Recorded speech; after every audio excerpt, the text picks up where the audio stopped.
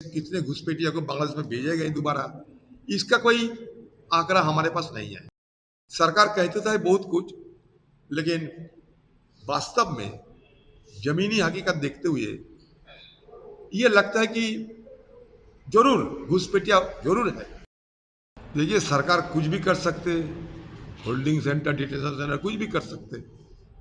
इस तरीके की डिटेंशन मतलब सेंटर हम लोग आसाम में भी काफी वर्षों से देख रहे हैं, लेकिन इसमें कितने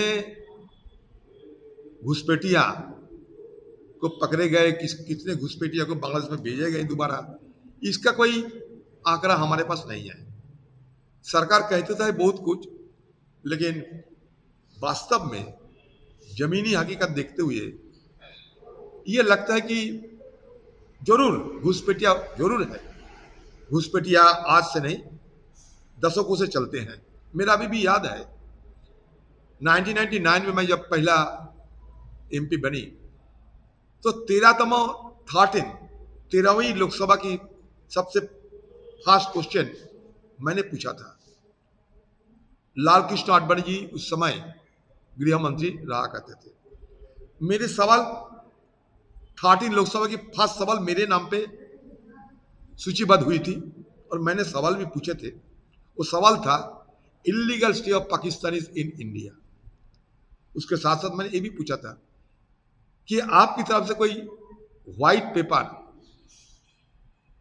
निकालना जरूरी है। आप क्या व्हाइट पेपर निकालोगे?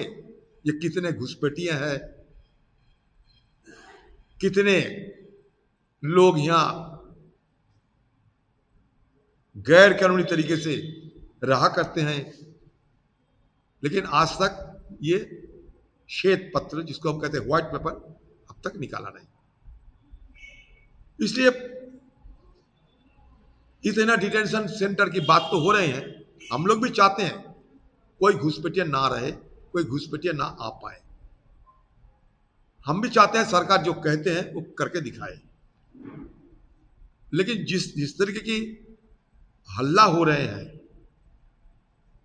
उसके मुताबिक इतने घुसपैठिया को पकड़ा जाते या नहीं, इसका आंकड़ा बाद में हम सबको मिलना चाहिए।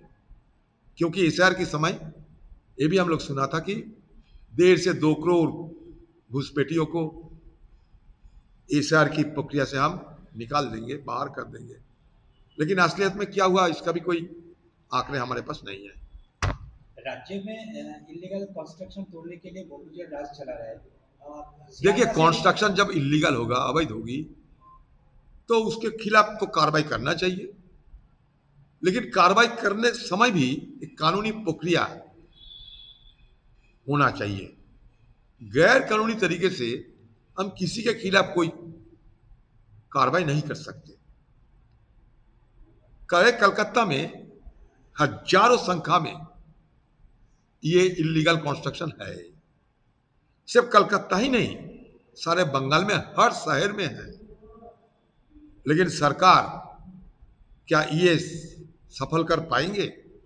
हम तो चाहते हैं कि एक भी अवैध तरीके से निर्माण ना हो, क्योंकि अवैध निर्माण के चलते हमारे शहर कहिए, रहने की जगह कहिए, ये हमारे लिए बड़े हानिकारक हो रहे हैं।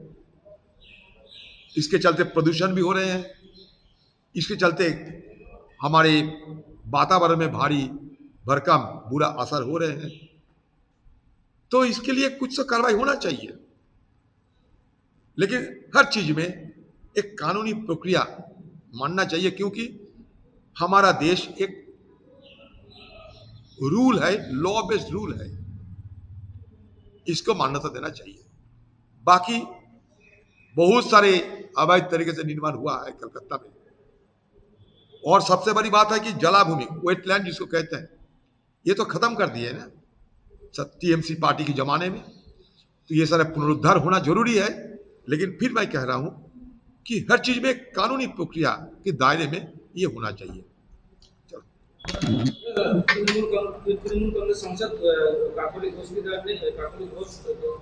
ने लोकसभा अध्यक्ष ओम बिरला पर पत्र लिखकर टीएमसी ये जो भी कर रहे हैं, ये तो ये हमारे सम्मानीय सदस्य है, तो इस समय ये शिकायत जब करते हैं तो सवाल जरूर उठेगी, क्योंकि आज तो नहीं कही, बहुत दिन पहले कहा था, गाली गालोज और कुछ भी कहे, ये तो बहुत दिन पहले ही वो किए होंगे।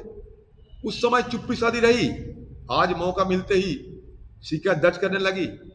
इसमें हिम्मत की कमी हम दिख रहे हैं।